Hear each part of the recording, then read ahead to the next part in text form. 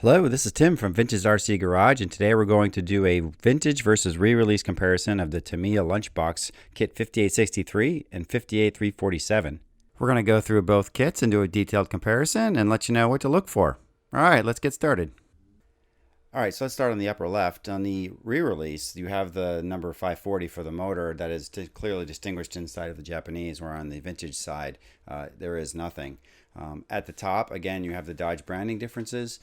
And slightly below that, you have the differences in what's included. So the verbiage is the same, similar, but that's what's changed. So not including the electronic versus mechanical speed controller and the battery, and that kind of wording's differences, as well as a BEC logo that is on the vintage kit.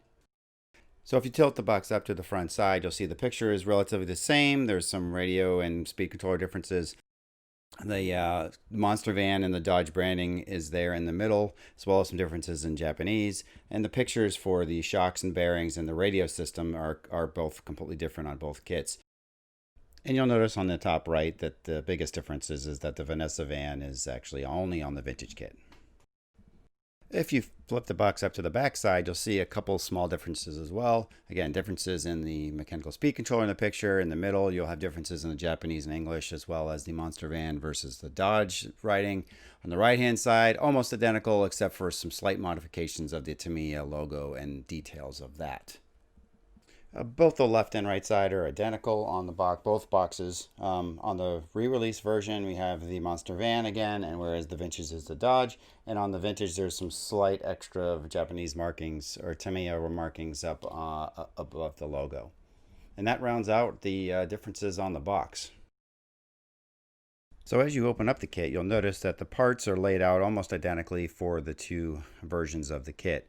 The big difference here is that the Lunchbox logo in the middle has the Dodge van versus Monster van designation, as well as the parts box. The parts box on the re-release has the picture and then some wording, whereas the vintage kit has the mechanical speed controller and the 540 motor and the resistor and some of the other parts that are actually on the top of the box.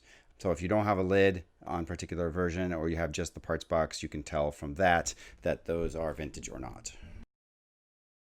All right, so let's start with the tires. So if you look at the tires, the four tires look almost identical. They have the same feel. They also have the all-traction utility writing on the outside. However, in the manual, they are actually different item numbers. So if you're trying to look up the item number, the vintage and the re-release tires will be of different numbers, but I can't tell them apart. They are basically identical.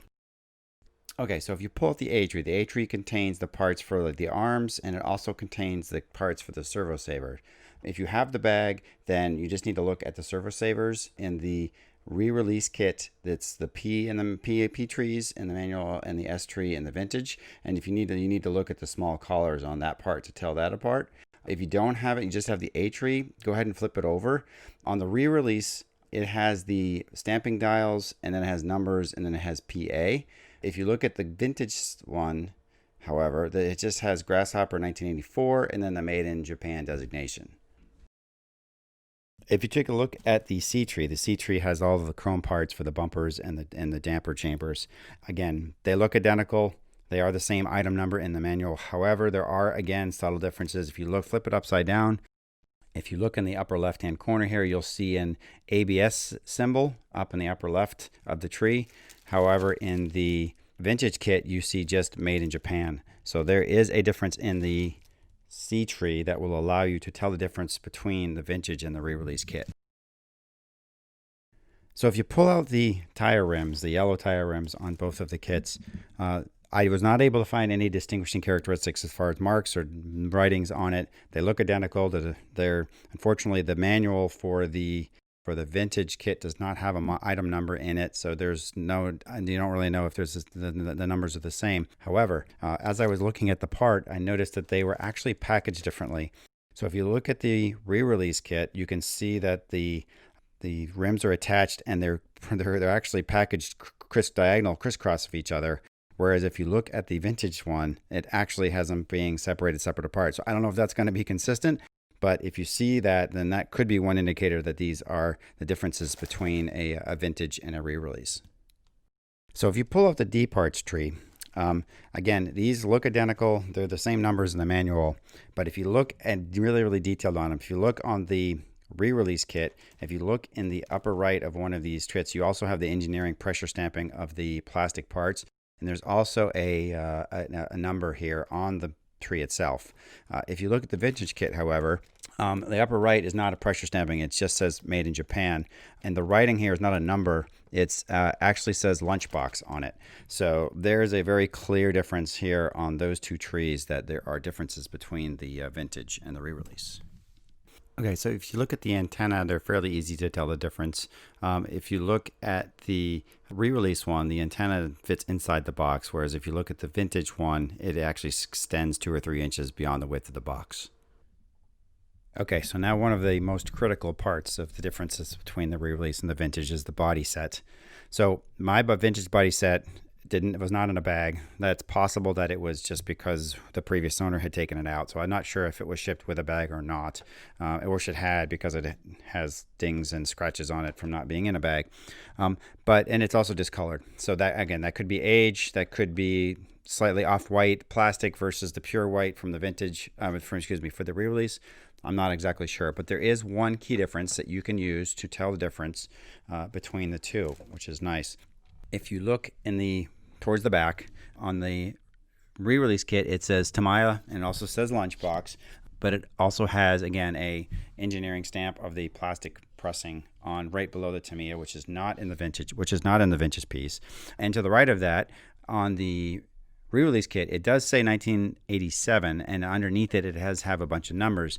However, on the vintage kit, right, it says 1987, but it says made in Japan. It has no model numbers or anything like that. So if you see a Lunchbox body and you look and it says made in Japan right there in the back, then I'm pretty sure that it's going to be the vintage and not the re-release body, which is really important to know. Okay, next up is the chassis. If you pull the chassis out, there are a large number of indicators here that there is a difference between the two. So if you look at the vintage piece, right there in the center, it says Tamiya Lunchbox, right? On the re-release kit, it says Tamiya, but it does not say Lunchbox. So there's one difference. To the right of that, you'll see that on the vintage side, it says made in Japan, 1987, Tamiya. On the re-release side, it says 1987 Tamiya, but it has the ABS plastic sign on it. So that is not on the vintage kit. Another difference here is on the re-release kit, you'll see your plastic stampings, which is not existent on the vintage side. So that's some major indicators right there on that side. Another big one on the other side here, if you're looking at it in pictures, on the re-release kit, there's a don't throw in the trash sign here that is on the new one, where it doesn't have that in the vintage one. All right, if you pull out the B parts, again looks identical. It's the same item number in the manual, but there are giveaways here. So if you look at the vintage side, all right, in the upper section here, in that corner, it says made in Japan. It has a 5-digit number here, and it says Lunchbox right there. So that is what the vintage side says. Now on the re-release side, in the corner here, instead of saying made in Japan, it says PC. There's no 5-digit number, but there is there's a 5-digit and then a longer number, and then there's also the engineering stamping over here. So there's quite a few indicators on the B tree that it is vintage and re-release.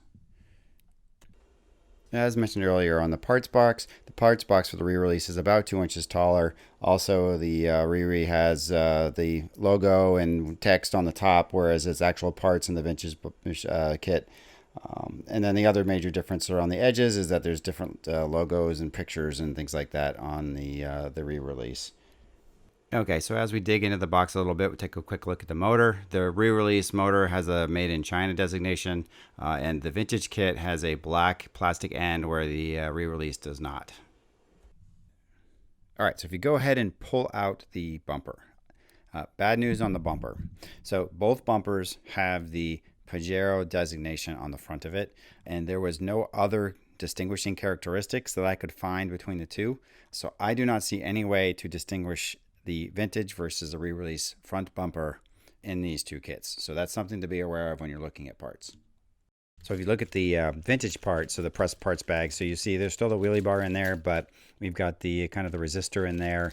Obviously less parts, no springs. So if you're looking at the bag itself, it should be fairly easy to tell that this is vintage versus the re-release piece.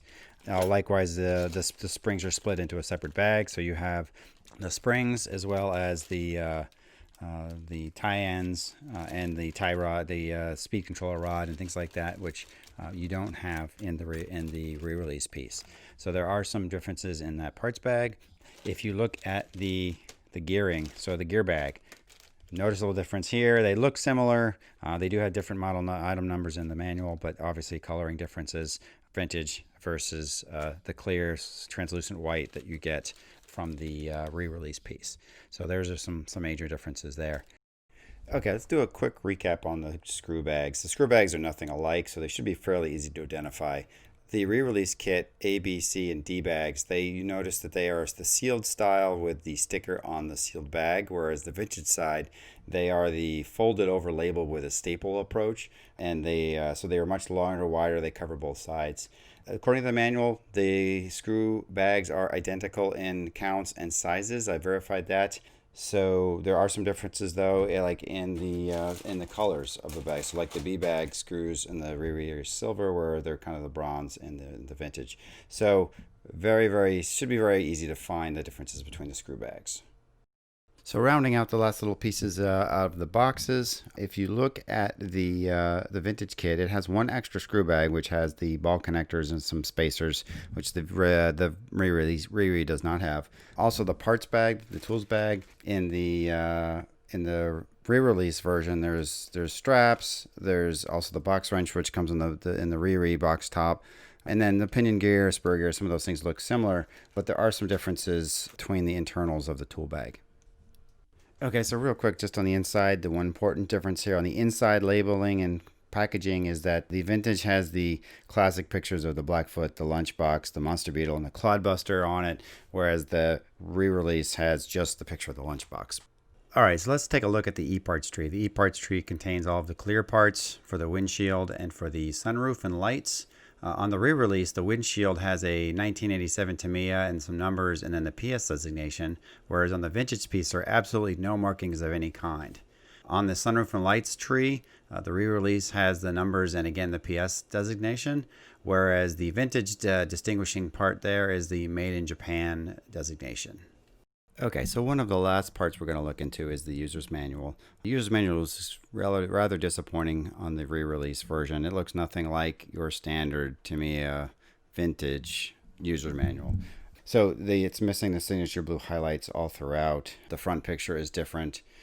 So the major differences are obviously the first couple pages where it has the radio requirements, things like that, and at the end the parts list. Those are all different. However, in the middle, once you get beyond the steps that are radio or speed controller related, the instructions are actually the exact same for both versions. All right, lastly, let's talk about the signature. The signature of the Lunchbox are the decals. So the easiest way to tell the difference between the re-release and the vintage decals is that the re-release are pre-cut and the vintage are not. If you go beyond that, you can just look at the layout where the van is attached to the stripe and the re-release version, and in the vintage version, it's actually separate from it. And if you get down into the details are, one noticeable one here is that the re-release actually has the owner as a URL, as a web address, whereas the vintage one has it as a phone number. So those are just a few of the blatant differences. So those should be pretty easy to distinguish. All right, so let's do a little recap here. We've gone through basically everything there is. I actually was surprised. I have things I had read online said that these kits were virtually identical and very difficult to tell apart. On the surface, that is true. If you look at the individual pieces, however, the only parts that I was unable to identify were the tires and the front bumper. So I think that's pretty good. That's good news. If you're trying to collect, or if you're looking at parts or parts trees and they don't have original wrappings, there should still be a way for you to identify and ask the right questions to make sure that this thing is actually vintage. So next for me, I go ahead and put all this stuff back together, put it all back in the box, make sure I package up all the vintage parts together and put it back away for long-term storage. Now next for me on the re-release. This was part 2 of my Lunchbox series. The first one was where I unboxed the vintage one in detail, told a little bit about the history. This one was the detailed comparison between the vintage and the re-release. That was part 2 of the series. The third in the series is coming up next. That part is going to actually show a time-lapse video build of the Lunchbox re-release. So I'm going to go ahead and build the re-release for you and get you an idea of what it takes to put that together. Looking forward to seeing the end of that one, and tune in next time for the third series.